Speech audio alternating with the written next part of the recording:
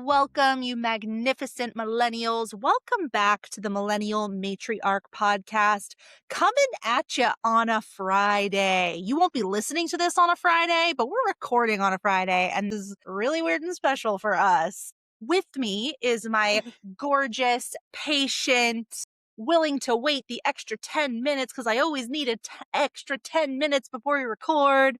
Alexis is here. Happy 25th episode to us. 25th. I totally forgot. Just had to acknowledge that little milestone because I feel like it is. Listen, you said It's a big recently that we just don't have enough things to celebrate. And I feel like you're totally right. And when I say recently, I feel like you said it to me 20 episodes ago, but it stayed with me. Well, I say it a lot in my life, so it's very possible. I know I've mentioned it here on the podcast. I know I've said it to you offline. Offline? That's such a weird, corporate thing for me to say. Yeah, but no, I agree. And I'm so glad you remembered. Yeah, I keep, for some reason, 50 feels really big to me. So when we get there, I feel like we're going to have some big, celebration of sorts. But 25 is also, hello, that's a big deal. Even though I wasn't part of those, first couple episodes. But fuck it, 25. Here we are.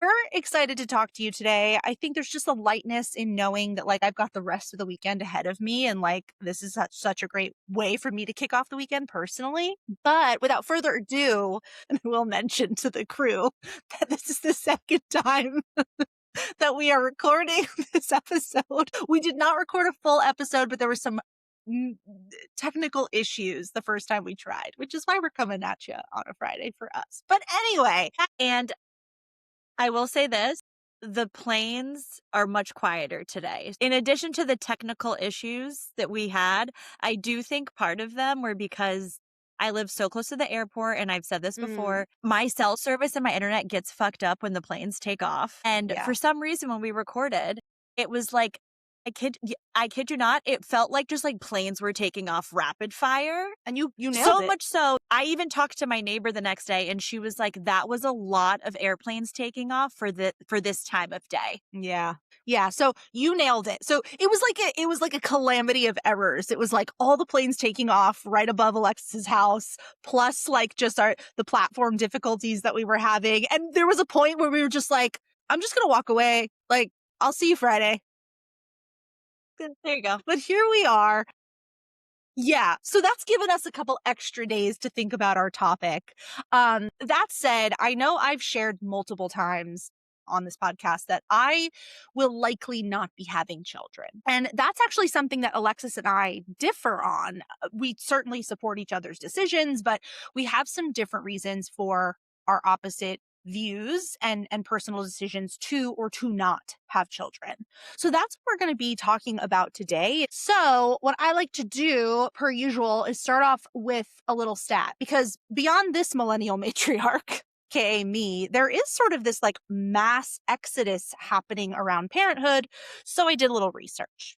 In 2024, the Pew Research Center released a study that said that 47% of adults ages 18 to 49 said that they were unlikely to have children in the future. And the study went into what exactly were those reasons. And I'll name for you the top three. The first reason is they just don't want to. What a concept. Reason number 2, they want to focus on other things. All right. Number 3, concern about the state of the world, which I totally understand. Now, there were other reasons that I actually thought were more likely, but were not the top 3. Things like can't afford to raise a child, concerns about the environment, haven't found the right partner, all valid things. But those top 3 were really more about just around personal choice and not really external factors, except for that third one, which is state of the world. So I thought that was really interesting. And then I just want to acknowledge that what's also great about this study and the stats that we found here is it's all around that gift of choice. So, I think all of those are fantastic reasons, but I think we can acknowledge that there could be a lot of social debate around this topic. So today we want to talk about it. We're going to share some personal reasons or why we would choose to kid or not to kid, what maybe could be a factor in changing our minds, if anything, and some things about how the world has made us feel about our choices. So I want to start off with a question for you, Alexis. As someone who is considering having children, is that something like you've always felt really connected to this thought about being a mom? And if not, what was the thing that kind of put you over the edge of like, yeah, I think I want to have kids? It is interesting because I want to sit here and say straightforward, like, yes, I have always known that I wanted to have kids. And that is true. For most of my life, I knew that I wanted to be a mom. I knew that I wanted to have children. But it's funny because so Biggie and I started dating 4.5 years ago. And before I met him, I actually got to this place in my life where I was like, you know what? If I don't have kids, I'll be okay. Hmm. Like, I got to the point where I very much was like, I will be happy if it happens. It is such a beautiful gift and I would welcome it. But then I also was like, you know what? I could have a fantastic, fulfilled life without kids. And I really want to give credit to my uncle and aunt. They don't have any kids. And growing up, I've just seen them have this beautiful marriage and life. And to see two people who can be so in love, decide not to have children and still have this beautiful life, like it's always resonated with me. And I think that a lot of times as women, like we feel pressured to have kids. And I like that I feel like just in my family dynamic, I kind of like saw both. I saw, Hmm. I have cousins. My mom is one of seven, so I've got a big family. But then I've also got aunts and uncles who don't have kids and they've got great lives. So being able to see both really helps me. And I know I'm never going to give you just a yes or no. You needed to have the background. So here's Me another long neither. winded answer. No, no, me neither. Me neither. But that's so nice to hear. I mean, I definitely have people in my life who are sort of like role models to me that don't necessarily have children, but I think there's kind of and I don't know what your aunt and uncle's situation is, but I think there is this concept of like child free by choice versus, it didn't work out for us, and that be for fertility issues or other factors. I think to have people in and around one's life that are child free by choice is not super common. So, as someone who doesn't want to have children and sort of grew up kind of knowing that, that would have been, I think, an interesting thing to see and to feel like, oh, you know what? Other people are doing it too. So I would love to know, not to turn it back Hmm. on you. So you've said you've always known that you didn't want to have kids. Like, when did you realize that? Hmm. Yeah, I guess if I'm being super honest, like, I'm not saying that when I was a little kid, I didn't play house and talk about like my wedding one day and my kids. Like, I think You there's were that like, sort of like, no baby dolls. yeah, right, right. I wasn't like a defiant 3-year-old that was like, baby dolls, what do you think I am? I'm no mother. And a It's like a scotch. lollipop. I've got my I've got my little like jelly sandals kicked up on the coffee table. I'm like, put on the You're news, like, damn not it. for me. Yeah, I was always very precocious and mature. No, I was I don't want to say normal, but I was, I think, a typical little girl. I played with baby dolls and Barbies and all that stuff. I wasn't like, defiantly from the beginning, but I don't know. I mean, I think that I had, I'm obviously not a mother, but I have had lots of experience being in a maternal type role. My younger siblings, I've mentioned, are a good amount younger than me, and just, sort of the dynamic of our family, I sort of played mommy number two. Like, that's something we always say in my family. And I grew up being like a partial caretaker for my little siblings. So I have been allowed and sort of given the gift of like confronting what that might feel like. I don't for one second pretend like I know what it's really like to be a mother. That is such a special role. But I've had those moments of confronting like, oh, this is what it's like to like care for another human being. This is what it's like to love something outside of your body so deeply that you feel like you're responsible for the care and keeping of these human beings. And I loved that. I love that role. I love being a big sister. Do you know what's It, interesting? yeah. Friends who similarly are significantly older than their siblings or just have had certain life circumstances.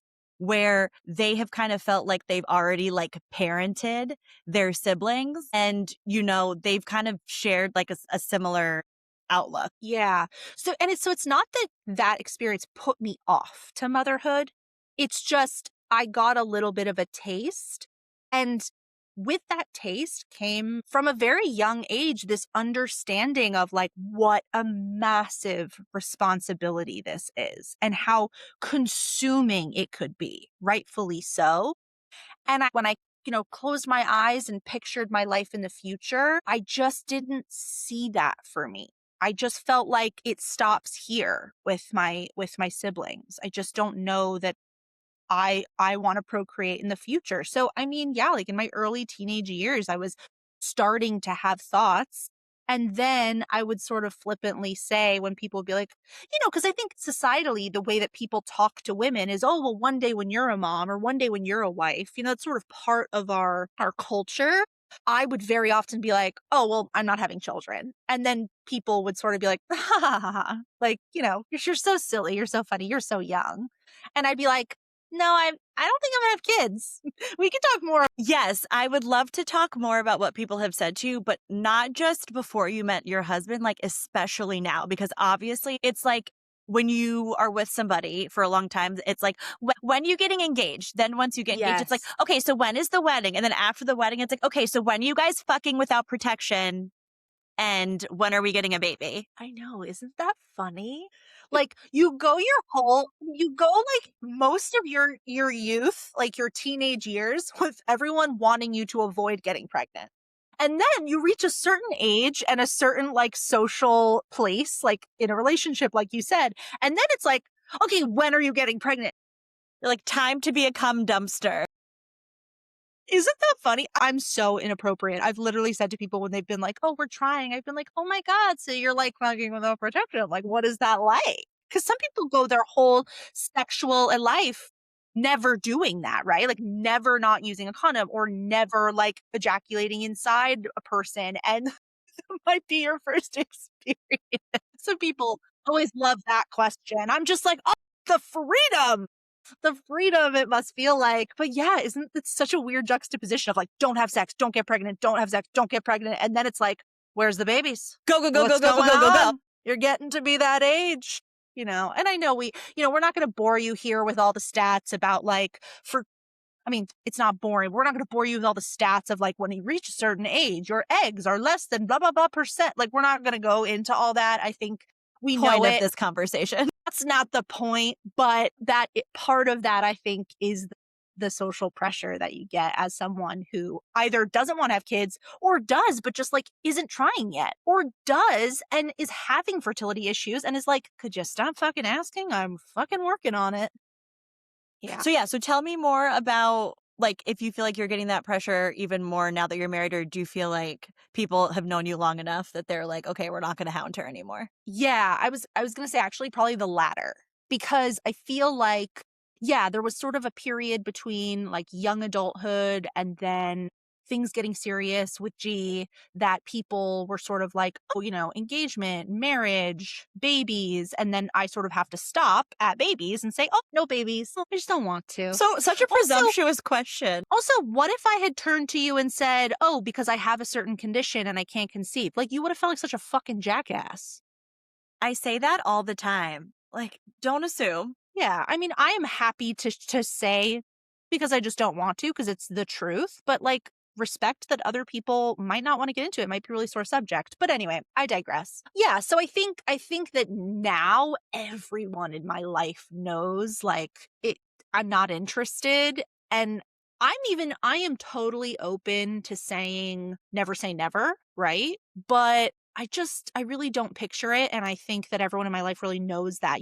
My family, they make jokes like, we're going to mess with your birth control. Ha ha ha. We want grandkids. And I'm like, joke's on you. I cycle track. Ain't no birth control to mess with. But like, it's a running joke and it's fine. No one is like seriously being like, no, but seriously, when are you having kids? When are we getting grandchildren? When are we getting a niece or nephew? No one's barking on my tree. But I think that's because I've been very vocal about my decision not to have children. And yeah, everyone just knows, but I know that it's not that easy for everyone else. And I also know that I had to repeat myself a lot for people to take me seriously. I think that people are Yeah, prone and to that say, does suck. yeah, I think people are prone to say you'll change your mind. And what I've had to always say back to them, especially the people in my life I love the most, is, well, is it okay if I don't change my mind? Is that okay with you? And I'm not saying that because I need someone else's permission to determine what I'm going to do in my marriage and with my body, but it's more of like an emotional thing. Like, yeah, you know what? I might change my mind, but what if I don't? Is that going to be okay with you? Cuz that's very likely that I won't. And I think it's hard for people to be confronted back with that type of answer. But I think by sort of being steadfast and being able to put that back on people, it's allowed them to take me seriously and not just blame it on, oh, she's young, she'll change her mind. Right. So when you met G, did he also not want kids, or was that like a conversation that the two of you had to have? Yeah, that's a really good question. Um, when we first met, yes, I believe he wanted to get married, have children. Yeah. So I don't think I knew that like right away, early on in dating. Well, right. You got to like figure it out first. And keep in mind, I didn't want to get married either. Realized that. And I've known you Yeah. for a long time. I don't think I realized that. Like I feel like I've known for the majority of our friendship that you didn't want to have kids, but I don't think I realized that you didn't think you Yeah. wanted to get married either. That one is like, I think, a little less thought through. That one, clearly, I'm married now, so that went to shit. But Like I like, did it. and that's why I say, hey, you know what? People change their mind. Happens every day. Did G also not want to have kids, or was that a conversation that you guys had to have? Yeah. So he wanted to get married and have children. I didn't even know I wanted to get married. I didn't actually. And that one's like less serious. Like I think I wanted like a life partner. I like saw that for myself, but I didn't necessarily understand the need to have like a piece of paper, that argument. But I changed my mind on that. So I realized I could change my mind on anything. But he very much wanted to get married, wanted to have children. So I don't know why. I mean, he was almost 25. I was 25 when we met. So and it's not like I knew we were going to be serious or anything, but for whatever reason, like on our third date, like I felt very compelled to tell this person, hey, just so you know, like I know we're like nowhere near there and I don't even know if I like you that much yet, but I just want to let you know, like, I don't want to get married and I don't want to have children. So I don't want to waste your time. So I'm just letting you know that now. Feel free to sit on it for a bit, but let's not waste too much time if that's something you really, really want. And I think part of it was because even though I know today he is not like, he's a very silly, funny, like person. He's not super serious. But for whatever reason, when I met him, he just seemed very like serious to me. Like he was very serious about his job and he was very like, put together about certain things. And I think that because of that seriousness and sort of some things that he was very black and white on, I think that's why I felt compelled to say like, hey, just, like, I don't want those like cookie cutter things. I don't, I don't want, what someone would consider those traditional things and just giving you the heads up.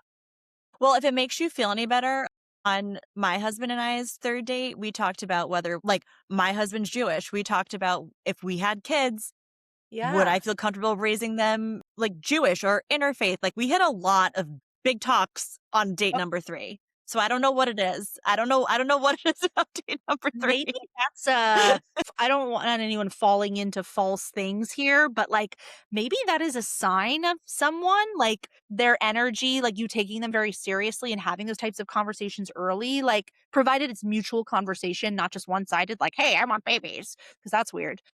Right. It just came up naturally. It's very emotionally intelligent, I feel like, for us to have had those conversations, if I do say so myself. But yeah, Pat I think I ourselves was on the back. 25, I was a baby. Yeah, she gets it right every now and then. Yeah, but long story short, I mean, he thought about it. I don't think he like went home and journaled, but I didn't know it then, but I know now that he actually talked to his mom about it. Not because he was, again, not because he was like looking for permission or like whatever, but he's very close with his mom and she's a wonderful, incredible person. And he kind of said, like, hey, like I'm, dating this girl and I really like her and she doesn't want to have children and I don't want to waste her time and I don't want to waste mine. But like, what do you think about that, mom? Like, what are your thoughts? And we're talking about like the least judgmental person in the world, this woman. So it definitely was not something that she would have. I shouldn't be surprised by this, but apparently she was very much like, listen, if it's not really my business, but if you're asking, like, you do what you want to do. I just want to make sure you're happy and you're fulfilled. Cause he was kind of feeling like, Love that. yeah, yeah, she's fantastic. And I think that he, is and was fully capable of making his own decisions, but there wasn't like a deadline. There wasn't like a decision to be made. It's just something that he took seriously enough to keep thinking about in the background while we continue to get to know each other. And eventually, we talked about it all the time, as things progressed and got more serious. And he was like, you know what? Like, I really thought about it a lot and like I see a life with you and us and like I don't necessarily think that that needs to include kids for me. And like and listen, Actually really appreciate that he had that conversation with his mom whenever he did. So that way it's like he kind of hit her with that on the upfront no relatively. So surprises. now it's not like, okay, you guys have gotten married and now she's not like, okay, so grandkids, like it's like you guys got married and Right. everybody knew like the assumption was not going to be there. And also Exactly. like good on G. Like I don't even Yeah. think you know what it is? I don't even think he realized like how smart it was to bring that up Yeah. in that moment to his mom. Because Yeah. I say this all the time. I think talking about things when they're not always immediate makes it lighter. Like it's like, he had this conversation before you guys got engaged, it sounds like. So it's like, Yeah. like I there was no mean, pressure at that. Like there was no pressure. Like you guys were still figuring it out. So she's not like, I exactly. want grandkids and I want them now. Right. And yeah, I think you're totally spot on. And the fact that like I didn't know those conversations were happening when they were happening, but after we got more serious and moved in together and like I'd met his parents, his mom shared that with me and it wasn't a secret. And it just further uh, it further pinpointed how serious he took me enough to like really like think about it. And I'll give some credit to myself. I think that my openness and my ability to explain to him some of the reasons, and we can get into some of more of those later, really allowed him to think for himself. And he actually now has his own reasons why he doesn't. And they slightly different from mine. So What are some of his reasons? his are much more of those like state of the world environmental reasons, like Yeah. overpopulation, like just kind of worried about like bringing a child into like the state of the state. Whereas mine are a little bit more like selfish, for lack of a better word. They're not selfish, but they're just like they're much more like emotional, personal things for me. But yeah, I mean, this was not an overnight thing. The point in saying all of this is that it was a honestly a regular conversation. And as we were getting more and more serious and falling in love, I would check in and I would just be like, listen, like you can't not have kids for me. Like you really have to make your own decision. Yes. And so we were constantly talking about it, constantly thinking about it. And I think like, listen, even now we talk about it to this day where I'm like, hey, like if I change my mind now, if I change my mind back, like, is that okay? And he's like, listen, I think I would be happy either way. I just like really see a life now with us without that. And I don't know. It's the age old communication thing. If you communicate about it and you're aligned, things align, you know? Think, I do completely understand and relate to what G is saying though about the state of the world. Like one Mhm. thing that I always think about, I'm a Black woman, my husband is Jewish, and I'm like, if we bring a child into this world, which I do hope we do, that's going to be a child that's Black and Jewish. And like, I do think, like, in today's world, am I like setting a child up for so much, I don't want to say failure, but like for so much hurt? So I Mm. totally get that. And like, I have talked to my husband at certain points about being like, when we do eventually try to have children, I don't know that I want to be in this country. I mean, listen, there's so many problems in the entire world, but it is something that I do think about. And like if I do wind up not having children, I could 100% see that being the reason. Yeah. Yeah, I totally get that. It's overwhelming. And I think this actually does lead back to one of my reasons, which and I sort of mentioned it earlier, but it's like having like a piece of you living outside of your body. Like I know for sure that that would just consume me. And I'm not saying this to like scare you. We've talked about it before, but I relate back to like the overarching reason of like, hey, like I have a piece of me, they're out in this world. Things are going to happen around them and to them that I cannot control. I mean, there were things that Yeah. happened to me and around me as a kid that my parents had nothing to do with. They couldn't have stopped any those things from happening. And that clouds my mind. Just like the ability to not, control is a big thing with me. I like to have control, and part of it is because of some of those things that happened when I was younger. And yeah, it's a major, major, major factor in why I don't wanna have children is, like, I think, like, it would just consume my mind, like, I don't think I would be able to get off, like, the Ferris wheel of anxiety about it, and so that piece of it I really relate to, but I am really curious because you said, like, even early on in your relationship, you guys were having these conversations. Is it because when you met him, you sort of, like, immediately felt like, "Oh, he might be someone. Like, I could go without children, but, like, It's he might be funny. someone I'd wanna have children with." Yeah, so I think, what I was saying earlier is that like the summer before I met him or the summer I met him, I was very much like I could see my life going either way. And then it was on that third date. Okay, this is actually a very cute story and I will tell it. So it was after this conversation. He dropped me off at my apartment. He came inside the apartment and we were just like making out on my bed, like very PG. And I just remember I had this moment where my life like fast forwarded, I think like 10 years. And I was like, I could see this happening again. Like it just like something about him felt very much like, okay, like I'm going to have a future with this person. And to plus it up even more, once I was actually his girlfriend, probably like 2 months later, we were staying at his parents' house. We were dog sitting. And I got up in the middle of the night to go to the bathroom and I could just see like my future kids like running across this house. And I It's know so that that beautiful. sounds and I know that it sounds so corny. I hate to say this, but like when you know, but like there Mhm. was just like something about the way that we were moving that I was like, no, this person is very much going to be in my life. And then once I met him, I was like, no, I definitely want to have kids like with this person. Like I want to have like Yeah. his kids. Like there was definitely a part of me that went from being on the fence to like 100% yes. Well, it's so funny you just said 100% because I was literally thinking not I think it's okay, and I think it's probably common to not be 100% about something.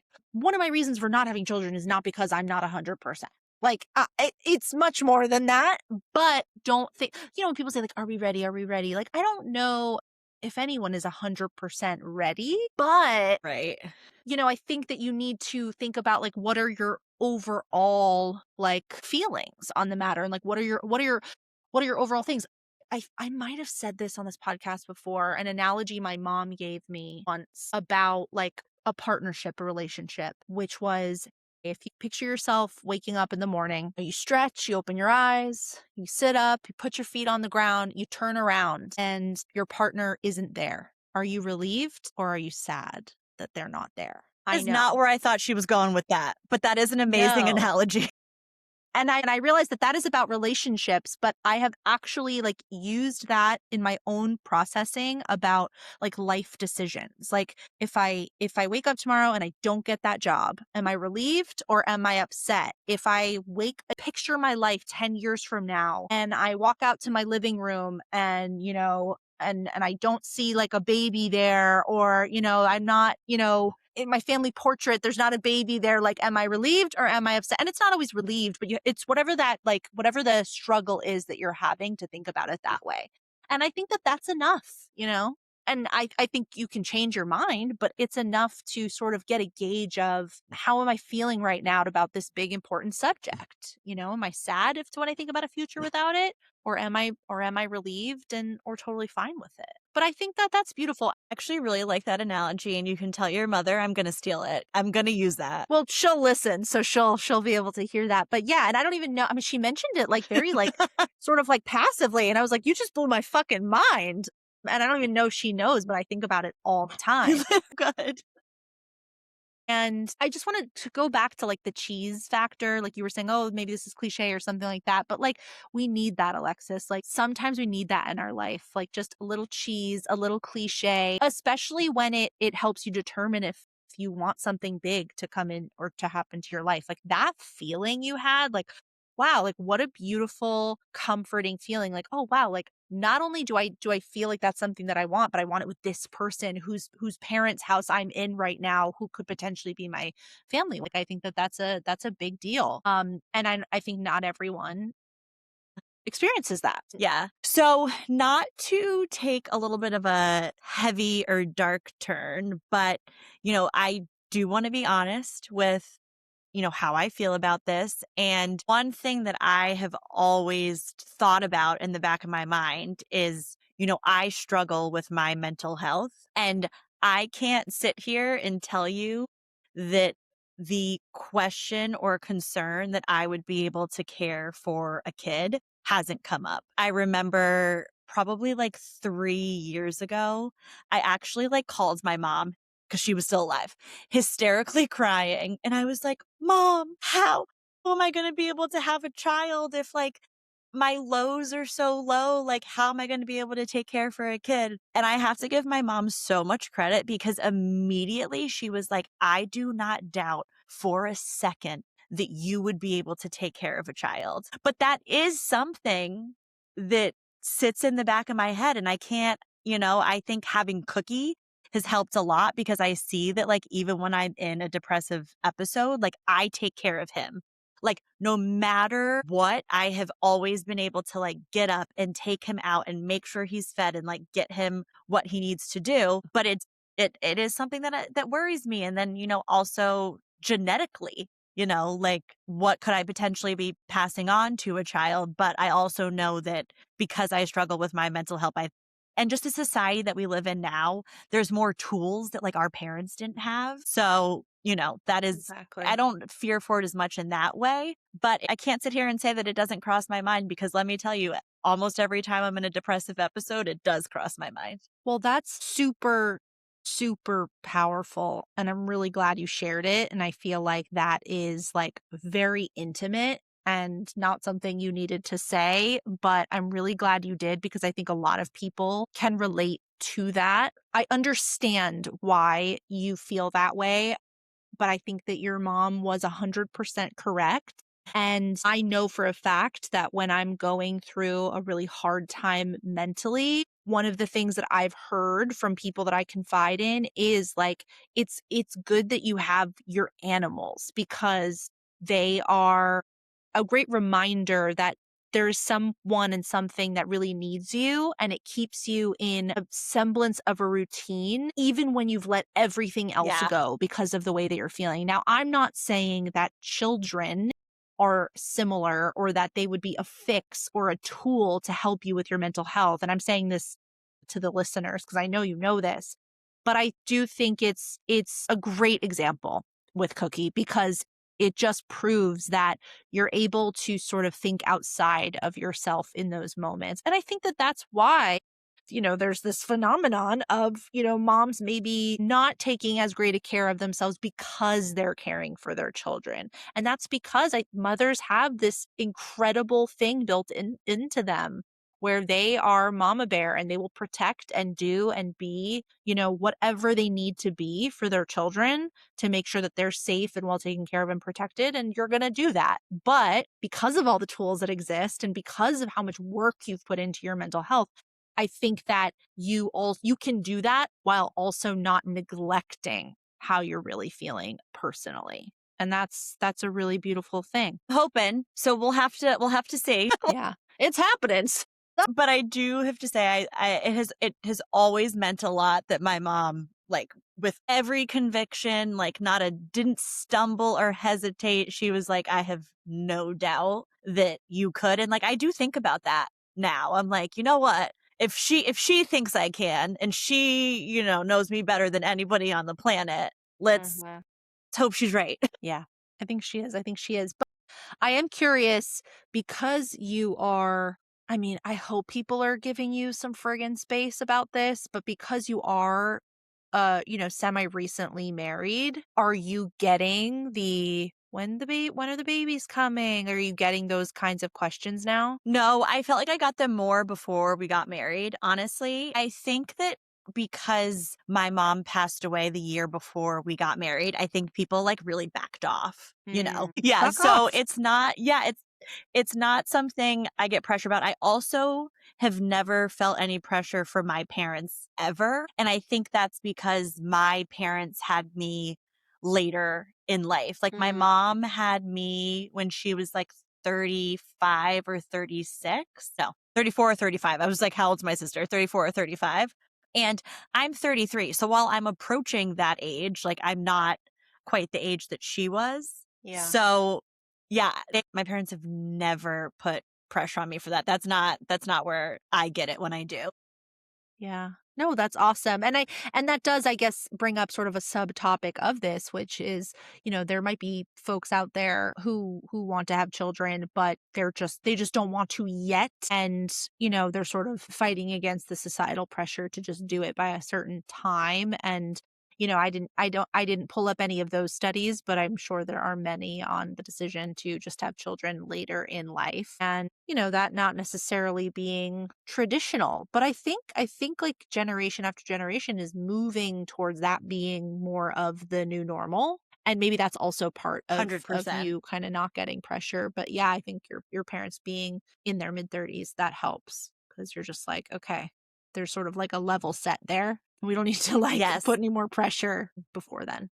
Yeah, I mean, Right. for me, like I've said, there was a lot of like change your mind. There was also like, how do you know unless you've met the right person? It's like, well, I've met the right person. Still don't want a kid.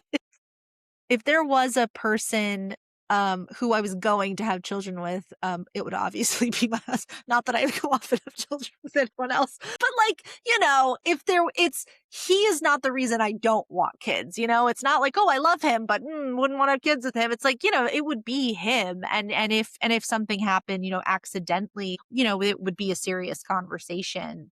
Yeah, I mean, he's the right person, and I still don't want.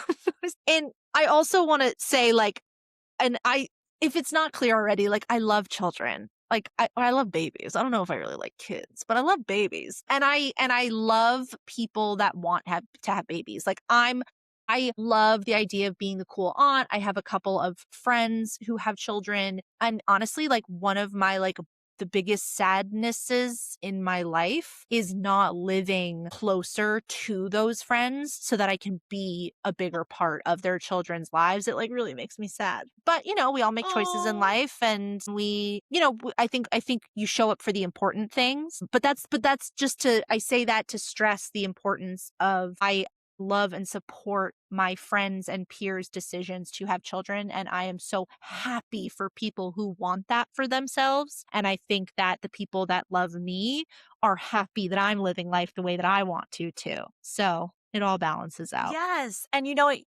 That you actually just made me think of something that I can't believe it wasn't on my mind earlier. You cannot have kids and still play an incredible role in another child's life. Like, growing up, my sister and I had a nanny, and I mean like a nanny babysitter, like a formal caretaker. And she became like our second mom. And she wasn't able to have kids. She was a part, I mean, she's still a part of our family, but like she actually like worked for our family for like 16 years. Like, she started working with us when my sister was 1. So, Wow. I went through, I grew up with her. I went through puberty, and I remember, my mom would say, like, if she's not talking to me about things that are going on in her life, I'm really glad to know that she's talking to you. And I think about that all the time. I'm like I talk to her and I'll tell her, I'm like, I couldn't imagine my life without her in it and the role that she played in my life. So, you know, there Yeah. are ways that you can have an impact on, the future and a child that aren't, your blood child. Yeah. Yeah. I'd be honored to have that role. I think that would be amazing. And I certainly can't wait for my well, I can wait, relax. But I look forward to my little siblings having children. Percent without a doubt in my mind, you are the cool aunt. Like you have Sweet. such cool aunt Cool. energy. Like Thank you so you've much. got that locked and loaded. Thank you so much. And honestly, now that we're really thinking about it, I was probably one of the first kids in my mom's friend group because my mom had me a little bit younger than some of her friends.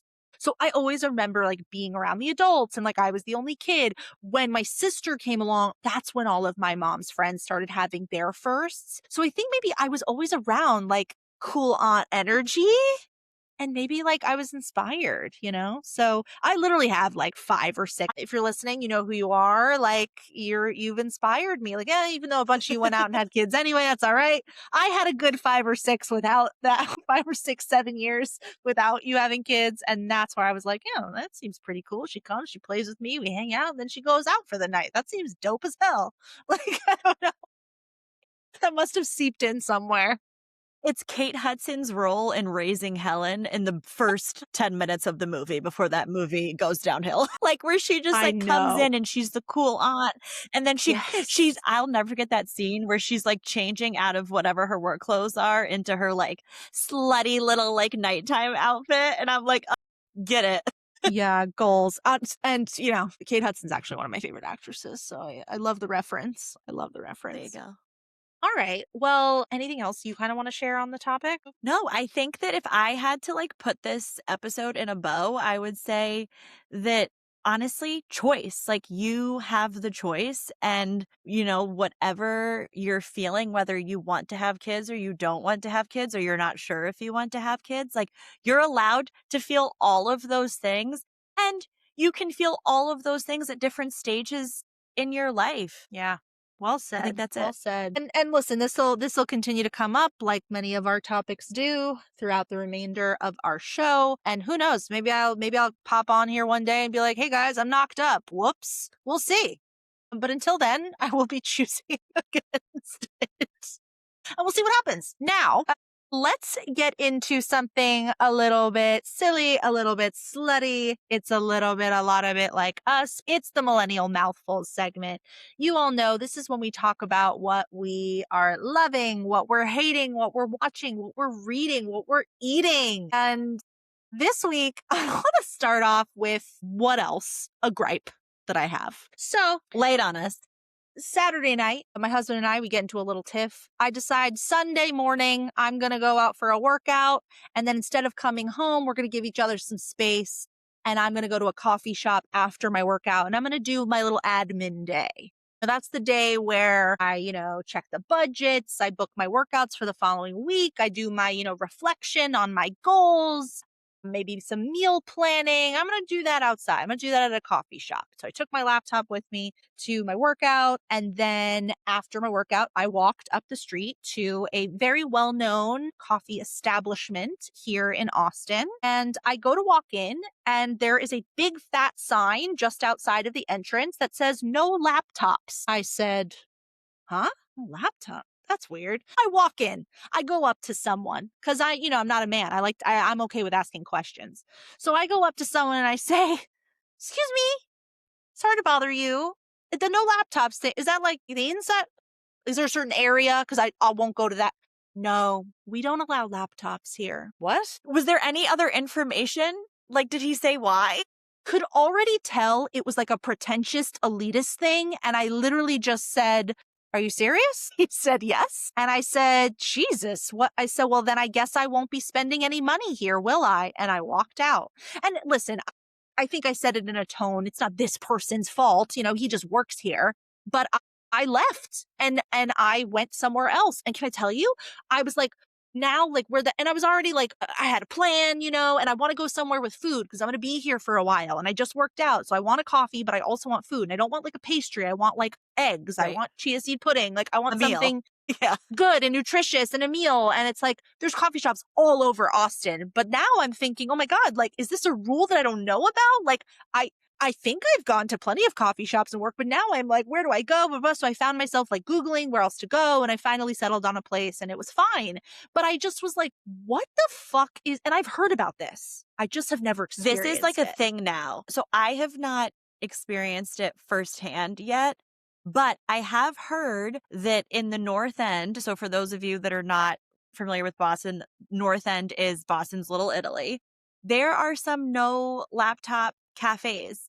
And like in that instance, I kind of get it because it's like, okay, kind of like you're just like you're not meant to linger. But I think the whole point is that they don't want people taking work calls. Like, I think they don't want people posting up there and Yeah. like, you know what it makes me think of? Not to bring it back to Gilmore Girls, but in in the second part, which I can't remember what it's called now, but in like the 4 extra episodes on Netflix, Luke goes no laptops for a bit because he doesn't want That's people right. working. I do think it's interesting, but I'm also kind of like I I feel like we're going backwards. And I've said this before about other things. I'm like, I just want to know if you're going to be a no laptop coffee shop, when a lot of coffee shops have like branded themselves as being places where you can come hang out and like work or like have your laptop. Is it going to be a silent coffee shop eventually? Like what are we doing? Right. It's yeah, I mean, I guess there's two reasons that that might exist. One is the one you mentioned, which is like, oh, we just don't want like, someone like on the work calls and like you're like distracting and like, there's kind of a nice experience and a flow happening here. And we don't want you to like bother other patrons. And the other part of it, which frankly I think is the reason that this particular coffee shop was like, I think it's like we want to create like a vibe, like it's a vibe here, and like we don't want to get a vibe. And listen, I'm all about a fucking vibe, but I'm going to come in here and I'm going to spend money. Who am I bothering by sitting in a corner? I'll sit on a stool on my laptop and like not bothering anybody. Now listen, it was a Sunday morning. All of the cute little families, were there, doing their morning whatever. So they didn't necessarily need my business, but I just feel like I could have sat there, I could have had a latte, I could have had a chia seed pudding, and then an hour later I could have gotten up again and gotten a chicken salad sandwich. Like I don't know, you missed the upsell opportunity with me, everyone. I just wanted to make that super clear. I don't know. It just like, oh, it just like rubbed me the wrong way. And like I really liked their coffee and their food. And I'm not saying I'll never go back. I'm just like, ugh, You're just never going to go pisses back me with your off. laptop. No, it's a You know real what you should shame. do? You should say, I don't have my laptop, but I have an iPad. Is an iPad okay? Or just don't even no, I'm kidding. I wonder if I just got my coffee, got my food, went outside and sat down, like, would someone have walked up to me and been like, no laptops? Like, would that, Well, if you were outside, I think that's different. I I think it's asked, the I inside. said, I is it bet an you. indoor, is it an Oh, outdoor thing? And he said, we do not allow laptops. Crazy. I would have sat outside. It's nice here. It's like 80s. I would have sat outside. Anyway. I just want so much more information on this. I think that I'm going to need to investigate this myself as well and just see, because I need to know why. I just want to know why. Is it that you Yeah. don't want your internet bogged down? Is it that you don't want like, Listen, it also could be turnover. I don't know. But I could have bought more as I sat there. I don't know. Maybe when you're here in June, we'll go there. Obviously, we will go sans laptop because we'll be together, we'll be social, and maybe we can inquire. I'm sure I'll go back between now and then, but and it's a great place. Like I want you to I'm experience it, just but I also curious. would love your opinion on whether it's worth not bringing your laptop, like if it's worth this little hiccup. I don't know. We'll see. What else is on your mind this week? Yeah. I actually wanted to talk about late nighting. And what do I mean by that? Well, not just Ashlie and I are in our mid 30s. And I have to say, last week, which for you all will be 2 weeks ago, a friend and I went to go see Armin van Buuren. So, those of you who don't know, Armin van Buuren is a DJ. So, DJs, as you know, don't come on at 7:30 p.m. They start their sets late. So I can't tell you the last time I went out where the activity actually started. We went to dinner before. We had coffee. I had a 9 p.m. espresso martini. Then we went over to the club where he was going to be. Mhm. He didn't come on until 11:30, which we kind of expected. And then he did like a 2+ hour set. So like I did not get home until like 2:30 in the morning. And I was just like, okay, cool girl. Like, when's the last Fabulous. time I did that? But then the next day, and I will say, we didn't even drink that much. Like, we had cocktails at dinner, and then like we were drinking like Mick Ultras throughout the like for the rest of the night. So like we were hydrating. I was so tired for the next Mick Ultra 2 days. equals hydration is crazy. I feel the same way about Bud Lights. I'm like, you're just hydrating. I'm just like, the way I was so exhausted. And like, I kid you not, for 2 days. And like I said, I was not hungover. I know what a hangover is. I still get hangovers. I still listen, I still love to rip some martinis at a dinner. Preach. But my body was like, you cannot be getting into bed this late. And No, I I just know need to know, exactly what you mean. like, what happened? No, like I always say This that. is I'm just like, like your what mid-30s. happened to me? What happened to me? Like, I used to be like, I even still like consider myself a night owl because I just like can't fall asleep. But like, yeah, what the F happened to me? Like, I used to rip and tear. I used to go out, get schlammered, be out till 2:30 in the morning, and then I get up for work at 8 a.m. I saw a TikTok actually yesterday morning of like a girl, a 20-something girl, getting in at like 3:30 in the morning and then waking up 3 hours later to get ready for work. And she does full hair, full makeup. She looked gorgeous. And I'm like, only a 20-something could bounce back like that. But yeah, Used to I be feel you. her. I know. We used to be her. Like, what is it? I And know. listen, I hate it because I do remember being in my 20s, hearing people in there being like, when you turn 30, something changes. And I'm like, well, not if you never slow down. Like, my theory was if you just continue to Mm, party like a 20-year-old, that's a good you should just be able point. to do it. I mean, I can't say that I've continued to party like a 20-year-old because that is not true. But, I still know how to get after it. And like, I still have a lot of friends that like to get after it. Yeah. But I don't know. It just like knocked me the fuck out. I know. I don't know much about, like, I don't have a lot of solves for the post recovery. Like, it is what it is. But I think that this is not a reason to not late night. It is just a reason to change your tactics. So you mentioned one. One is espresso martini. Like, we've now congealed alcohol and caffeine. We've put it together and it's an upscale version of what used to be the Red Bull vodka for us. But let me tell you something. I fucking love a Red Bull vodka.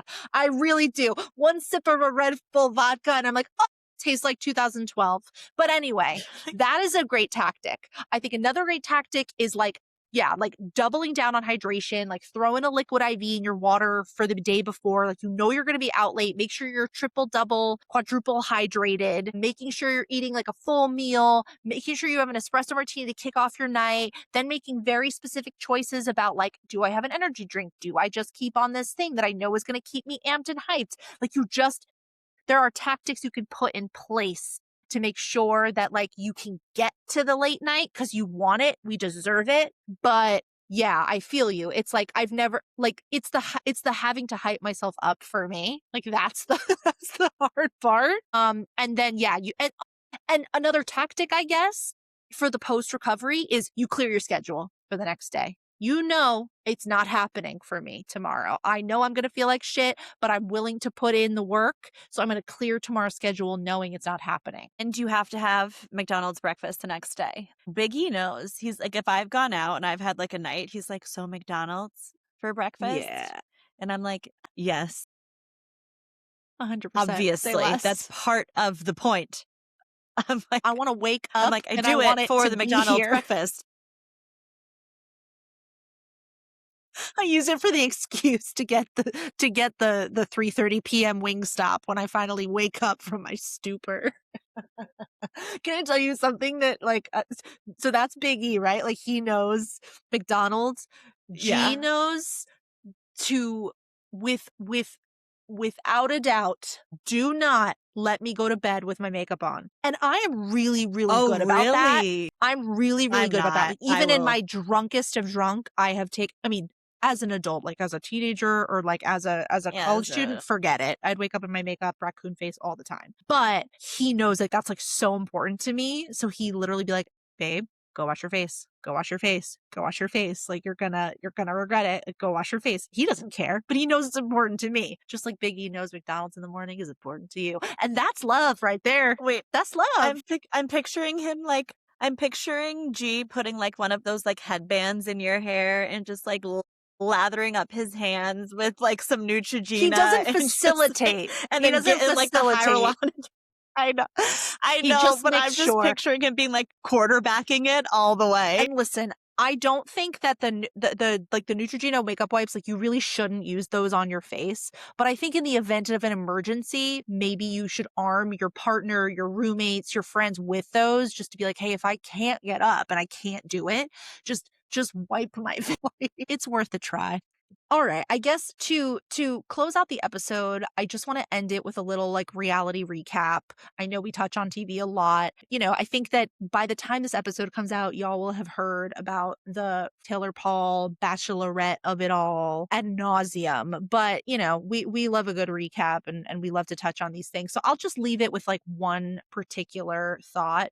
And it's not a new thought, but I just don't understand like the ABC network of it all. Like we knew about this unfortunate incident in Taylor Freaky Paul's life back in season 1 of Secret Yes, Lives of Mormon yes, Wives. My sister sent me like a post about The Bachelor because for the record, like I have not watched Bachelorette, Bachelor in a few years because to me, like it got very boring. It got very like programmatic. It's just a bunch of like very similar people dating other very similar people. And then those people become the next bachelor. It's just kind of a little boring. So frankly, when they said that she was going to be it, I was like, you know what? I will not be able to look away from this. I'm going to tune in. So my sister sends me this post and she's like, whoa, shocking. And I was like, Reese, this is old news. Like what? I don't even understand. Like, does ABC not do a background check? Did they not look into this person's past? Everybody in America who watched Secret Lives of Mormon Wives knew about it. And I am not saying to minimize what happened because what happened is deplorable and we won't get too far into that.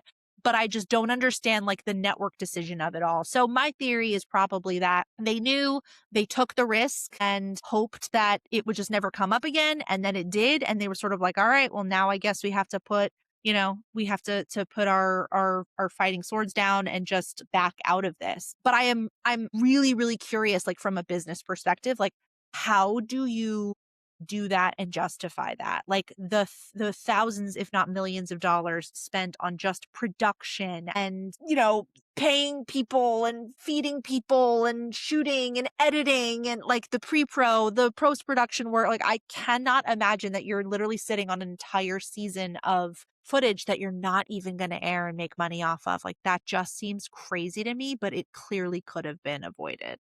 I don't understand. I don't understand. 100%. And I mean, personally, I think not to give like a second sports analogy when I'm not even like a sports girly, but like they really fumbled the bag. Like I just, or fumbled, not fumbled the bag, fumbled the ball. Like She tried. Fumbled the ball? I tried. And then I was like, they fumbled the bag. I'm like, no, that's definitely not the saying, but it will definitely be. I'm curious to see how ABC moves forward with this. Like, because they've canceled the season. So now it's like, now what? What are you going to do with that time Yeah. slot? What are you going to do with all that footage? What about all those men who wanted to break out and have their influencer star moment? Like, I did laugh at some of the content coming out from some of the men that are like filming the off TVs with like when it should have aired with like their families and their watch party. They're like, I'm going to have my moment. They're like, this is my time to So freaking shine silly. no matter So what. silly. My TikTok saw it first, but I did see or I did post about how like it's I mean, listen, the actual like context of why this is canceled is the true tragedy, but an element of it is thinking about all these men that quit their jobs and thought that they were going to become like influencers post bachelor. Now they're not even going to Yeah. be. Oh my gosh. Yeah, I'm so curious. And I Right. just finished the most recent season of Secret Lives of Mormon Wives, which is obviously before she films, but it's right as she's going to film it. And I'm so curious how that show is now going to be impacted. when they pick that show back up, is it going to be, if they do, is it going to be, Taylor Frankie Paul's reaction to finding out that her season got canceled? I mean, knowing Secret Lives of Mormon Wives, they've already filmed season 5, and this isn't going to show up until season 6. Talk about a show that, like, I first of all, I don't even know if I like it, but I've watched 4 seasons. I don't know what that means.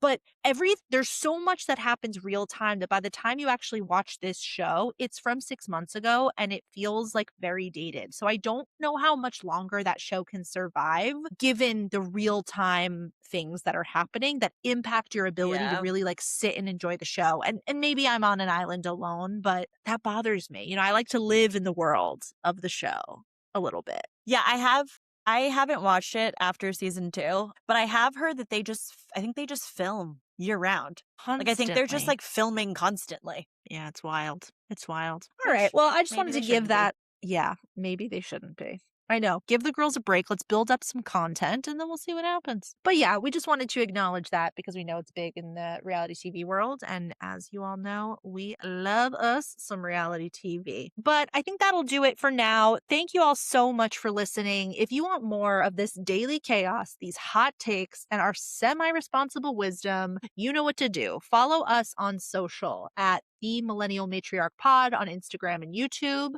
You can also follow Alexis and I individually on social. I am at Millennial Mind of Ash on TikTok and Instagram, and Alexis is at _Millennial_Matriarch. We're serving questionable decisions, some comforting truths, the occasional, wait, am I the drama moment? For more episodes of the Millennial Matriarch, you can find us on the usual Spotify, Apple Podcasts, Substack, YouTube. We kindly ask that you rate, review, subscribe. Until next time, drink some water, trust your gut, really think about if you want to have kids or not, and remember, you're the matriarch of your own fucking castle. Act like it.